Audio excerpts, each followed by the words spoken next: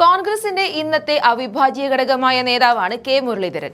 സ്ഥാനങ്ങൾ പറയാൻ തക്ക ഒന്നുമില്ലെങ്കിലും ഏത് സീറ്റിൽ മത്സരിക്കാനും ജയിക്കാനും കഴിയുന്ന നേതാവായി മുരളീധരൻ മാറിയിരിക്കുകയാണ്.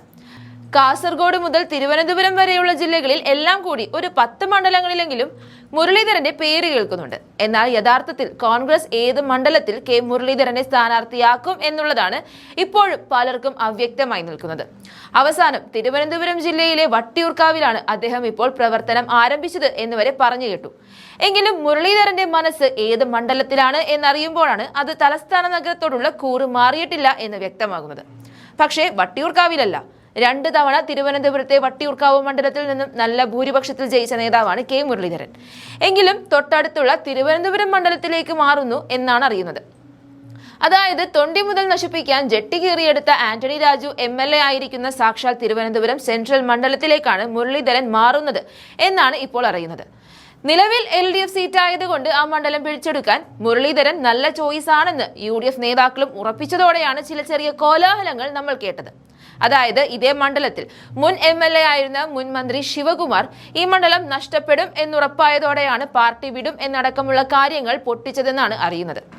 പക്ഷേ ശിവകുമാറിനെ പോലെയുള്ള ഒരാളെക്കാളും എന്തുകൊണ്ടും പാർട്ടിയുടെ വികാരമായ മുരളീധരൻ തന്നെയാണ് നല്ലത് എന്ന നിഗമനത്തിലേക്കാണ് പാർട്ടി എത്തിച്ചേർന്നത്. വട്ടിയൂർക്കാവിൽ പണി തുടങ്ങിയ മുരളീധരൻ അവസാന നിമിഷം എന്തുകൊണ്ട് മാറി എന്ന് ചോദിച്ചാൽ അതിന് കുറെ കാരണങ്ങളുണ്ട്. അതിലൊന്ന്, വട്ടിയൂർക്കാവ് ഇപ്പോൾ സുരക്ഷിതമല്ല. MLA VK പ്രശാന്ത് ജനസമിതിയുള്ള MLA ആണ്. ചില്ലറ തട്ടിപ്പൊക്കെ ഉണ്ടെങ്കിലും പിണറായി വിജയനെ പോലെ അയ്യപ്പന്റെ സ്വർണ്ണമോഷണം പോലെയുള്ള വലിയ ഒരു തട്ടിപ്പിന് പ്രശാന്ത് തയ്യാറല്ല. അദ്ദേഹത്തിന് ഭരണവിരുദ്ധ വികാരം ആ മണ്ഡലത്തിൽ ഇല്ല. അതുപോലെ BJP 2ാം സ്ഥാനത്ത് നിൽക്കുന്ന മണ്ഡലമാണ്. അതിശക്തമായ മത്സരത്തിനായി ആദിത്യ വർമ്മ, ശ്രീലേഖ അടക്കമുള്ള പ്രമുഖരുടെ പേരുകൾ വട്ടിയൂർക്കാവിൽ കേൾക്കാൻ തുടങ്ങിയതോടെ ഈ മണ്ഡലം സുരക്ഷിതമല്ല. അതുപോലെ BJP 2ാം സ്ഥാനത്ത് നിൽക്കുന്ന മണ്ഡലമാണ്. അതിശക്തമായ മത്സരത്തിനായി ആദിത്യ വർമ്മ, ശ്രീലേഖ അടക്കമുള്ള പ്രമുഖരുടെ പേരുകൾ വട്ടിയൂർക്കാവിൽ കേൾക്കാൻ തുടങ്ങിയതോടെ ഈ മണ്ഡലം സുരക്ഷിതമല്ല.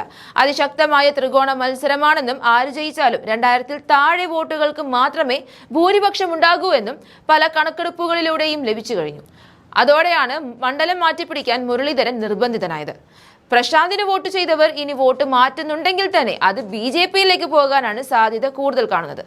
അങ്ങനെയുള്ള ഒരു മണ്ഡലത്തിൽ പരീക്ഷണത്തിന് നിൽക്കാൻ ഇല്ലെന്നാണ് മുരളീധരൻ കോൺഗ്രസ് നേതൃത്വത്തെ അറിയിച്ചത്. വട്ടിയൂർക്കാവിന് പകരം തിരുവനന്തപുരം ആയാൽ മുരളീധരനെ പിന്തുണയ്ക്കുന്നവർ ഏറെയാണ്.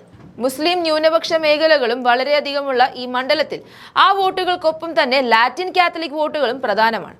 ഈ 2 വിഭാഗങ്ങളും ഈ തെരഞ്ഞെടുപ്പിൽ UDFനെയാണ് ഉപാധിയില്ലാതെ പിന്തുണയ്ക്കുന്നത് എന്നുള്ളത് വ്യക്തമായ സാഹചര്യത്തിൽ മുരളീധരന് മികച്ച വിജയമാണ് തിരുവനന്തപുരം മണ്ഡലത്തിൽ കാണുന്നത്.